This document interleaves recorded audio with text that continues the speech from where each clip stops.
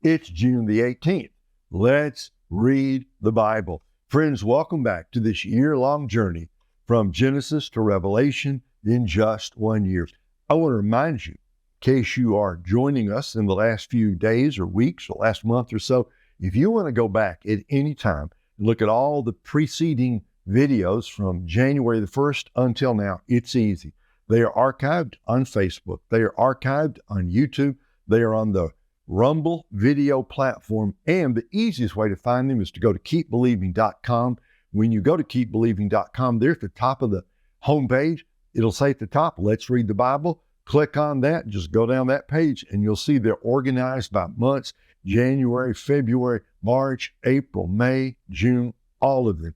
They're always free. They're always online, 24/7, 365. Go back anytime you want and watch any of the videos you've missed. Now today, 1 Chronicles 23 through 26, we're getting ready. We're leading up, as Ezra is telling this story, we're leading up to Solomon. We haven't really got him yet, but we're just about to. We're leading up to the moment when Solomon's going to build the temple. David's coming to the end of his life, and what's happening is that David is making sure, before he dies, that all the materials are in place and all the leaders are organized, because he knows his son Solomon is young and he's a little bit unsure, because this is an amazingly beautiful building that David has designed, and he won't be there to oversee it. So he wants to make sure everything is exactly in place. Let me just tell you, there's a lot of names in today's reading, a whole lot of names. We will all, I was going to say hold hands and say a prayer. There's just a lot of names to get through today, but understand, these are all good names. They're great names. These are the names of the gifted men that God raised up under David's leadership, so that after he's gone, these good men will help Solomon construct the temple. So today, 1 Chronicles 23 through 26. Now, chapter 23. When David was old and full of days, he installed his son Solomon as king over Israel. Then he gathered all the leaders of Israel, the priests and the Levites. The Levites 30 years old or more were counted. The total number of the men was 38,000 by head count. Of these, David said, 24,000 are to be in charge of the work on the Lord's temple. 6,000 are to be officers and judges. 4,000 are to be gatekeepers, and 4,000 are to help or to praise the Lord with the instruments that I have made for worship. Then David divided them into divisions according to Levi's son, Gershom, Kohath, and Merari, the Gershonites, Ladan and Shimei, Ladan's sons. Jehiel was the first, and Jetham and Joel, 3. Shimei's sons, Shelomoth, Haziel, and Haran, 3. These were the heads of the families of Ladan. Shimei's sons, Jahath, Ziza, Jeush, and Beriah. These were Shimei's sons, 4. Jahath was the first, Ziza was the second. However, Jeush and Beriah did not have many sons, so they became one family and received a single assignment. Kohath's sons, Amram, Izhar, Hebron, and Uzziel, 4. Amram's sons, Aaron and Moses. Aaron, along with his descendants, was set apart forever to consecrate the most holy things, to burn incense in the presence of the Lord, to minister to him, and to pronounce blessings in his name forever. As for Moses, the man of God, his sons were named among the tribe of Levi. Moses' sons, Gershom and Eleazar. Gershom's sons, Shebuel was first. Eleazar's sons were Rehabiah first. Eleazar did not have any other sons, but Rehabiah's sons were very numerous. Izhar's sons, Shelomoth was first. Hebron's sons, Jeriah was first, Amariah second, Jahaziel third, and Jekameam fourth. Uzziel's sons, Micah was first, Ishiah second. Merari's sons, Mali and Mushai. Mali's sons, Eleazar and Kish. Eleazar died having no sons, only daughters. Their cousins, the sons of Kish, married them. Mushi's sons, Mali, Eder, and Jeremoth, 3. These were the descendants of Levi by their ancestral families, the family heads according to their registration by name in the head count, 20 years old or more, who worked in the service of the Lord's temple. For David said, the Lord God of Israel has given rest to his people, and he has come to stay in Jerusalem forever. Also, the Levites no longer need to carry the tabernacle or any of the equipment for its service, for according to the last words of David, the Levites 20 years old or more were to be counted. but their duty will be to assist the descendants of Aaron with the service of the Lord's temple, being responsible for the courts and the chambers, the purification of all the holy things, and the work of the service of God's temple, as well as the rows of the bread of the presence, the fine flour for the grain offering, the wafers of unleavened bread, the baking, the mixing, and all measurements of volume and length. They are also to stand every morning to give thanks and praise to the Lord, and likewise in the evening, whenever burnt offerings are offered to the Lord on the Sabbaths, new moons, and the appointed festivals. They are to offer them regularly in the Lord's presence according to the number prescribed for them.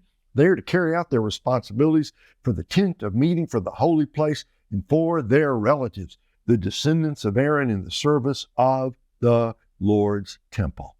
1 Chronicles 24. The divisions of the descendants of Aaron were as follows. Aaron's sons were Nadab, Abihu, Eleazar, and Ithamar. But Nadab and Abihu died before their father, and they had no sons, so Eleazar and Ithamar served as priests. Together with Zadok from the descendants of Eleazar and Ahimelech from the descendants of Ithamar, David divided them according to the assigned duties of their service. Since more leaders were found among Eleazar's descendants than Ithamar's, they were divided accordingly. 16 heads of ancestral families were from Eleazar's descendants, and 8 heads of ancestral families were from Ithamar's. They were assigned by lot, for there were officers of the sanctuary and officers of God among both Eleazar's and Ithamar's descendants. The secretary, Shemaiah, son of Nethanel, a Levite, recorded them in the presence of the king and the officers, the priest Zadok, Ahimelech, son of Abiathar, and the heads of families of the priests and the Levites. One ancestral family was taken for Eleazar and one for Ithamar. The first lot fell to Jehoiarib, the second to Jediah, the third to Haram, the fourth to Searim, the fifth to Malchijah, the sixth to Majimin, the seventh to Hakaz, the eighth to Abijah, the ninth to Jeshua, the 10th to Shechaniah, the 11th to Eliashib, the 12th to Jacob, the 13th to Huppah, the 14th to Jeshibeab, the 15th to Bilgah, the 16th to Immer, the 17th to Hezer, the 18th to Apizez, the 19th to Pethahiah, the 20th to Jehezkel, the 21st to Jachin, the 22nd to Gamul, the 23rd to Deliah, and the 24th to Maaziah. These had their assigned duties for service when they entered the Lord's temple, according to their regulations, which they received from their ancestor Aaron, as the Lord God of Israel had commanded him.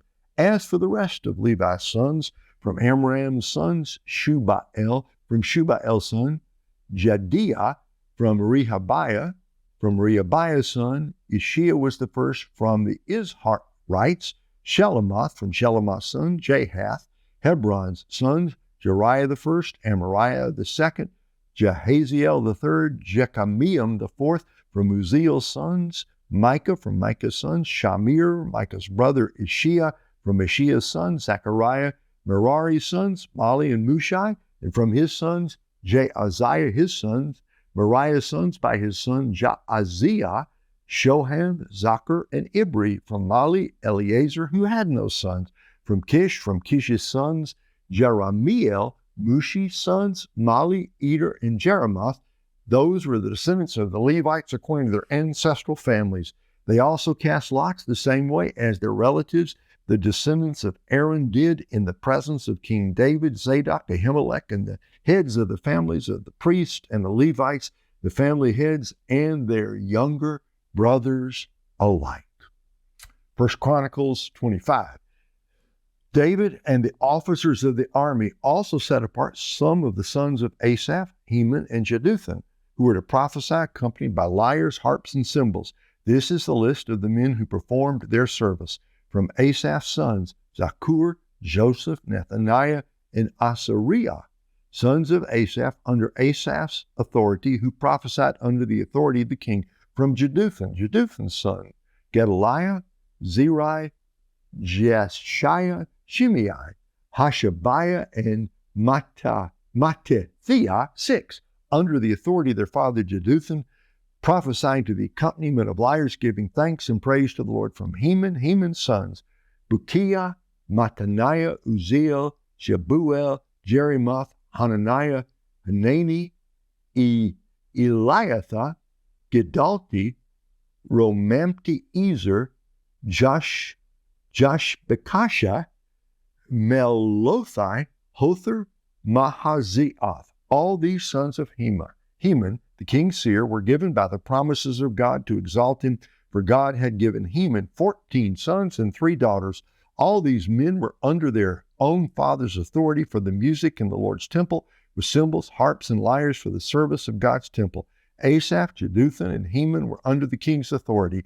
They numbered 288 together with their relatives, who were all trained and skillful in music for the Lord. They cast lots for their duties, young and old alike, teacher as well as pupil. The first lot for Asaph fell to Joseph, his sons and his relatives, 12.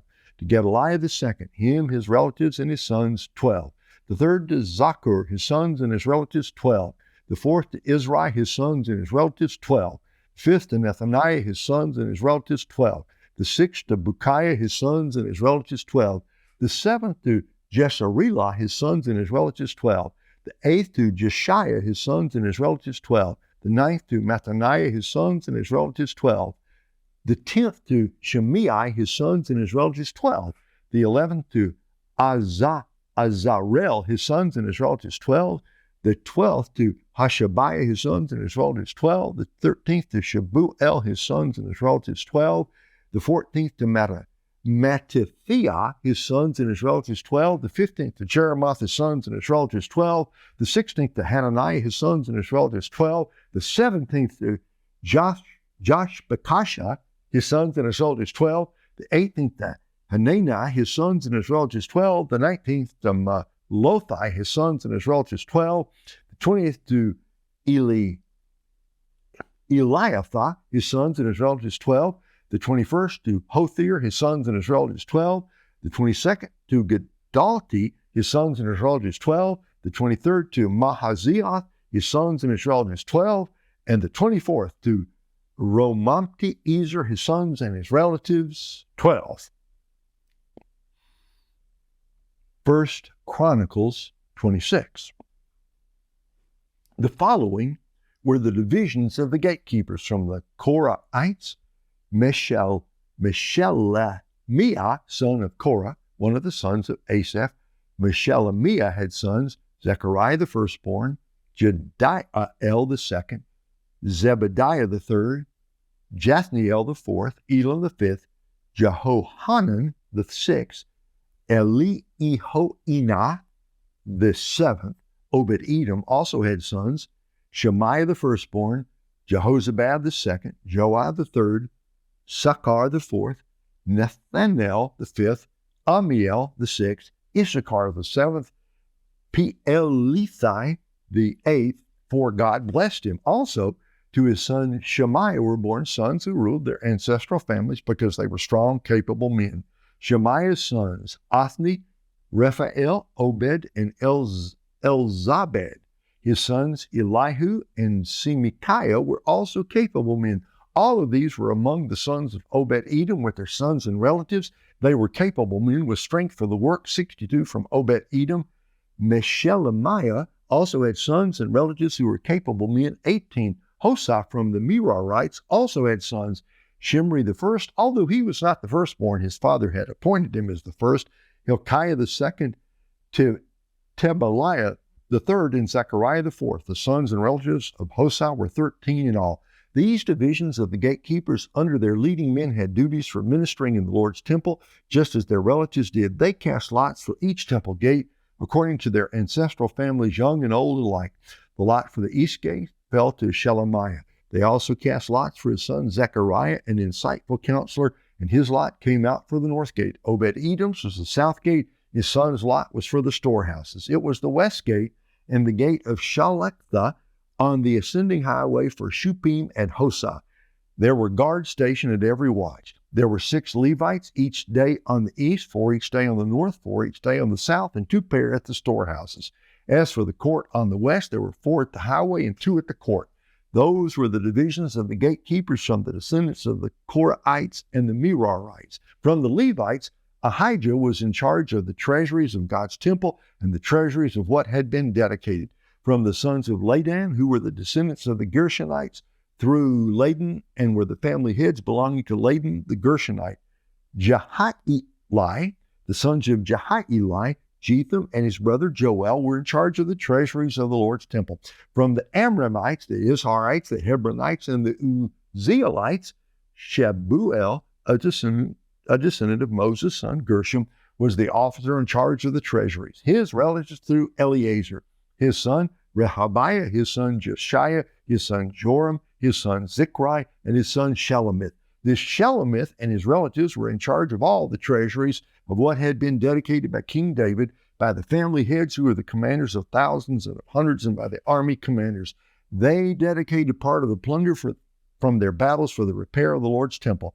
All that the seer Samuel, Saul, son of Kish, Abner, son of Ner, and Joab, son of Zeruiah, had dedicated, along with everything else that had been dedicated, were in the care of Shelomith and his relatives. From the Izrahites, Chenaniah and his sons had duties outside the temple as officers and judges over Israel. From the Hebronites, Hashabiah and his relatives, 17,000 capable men, had assigned duties in Israel west of the Jordan for all the work of the Lord and for the service of the king. From the Hebronites, Jerijah was the head of the Hebronites according to the family records of his ancestors. A search was made in the 40th year of David's reign, and strong, capable men were found among them at Jazer in Gilead. There were among Jerijah's relatives 2,700 capable men who were family heads. King David appointed them over the Reubenites, the Gadites, and half the tribe of Manasseh as overseers in every matter related to God and the king. It's all going to get done. It's all going to get done, every bit of it. And these names are proof. And there were some doozies in there. But that's hardly the point, really. I mean, these ancient Hebrew names are a little strange to us in English, but these are good men. Good men. We're told capable men, strong men, courageous men, men willing to serve God.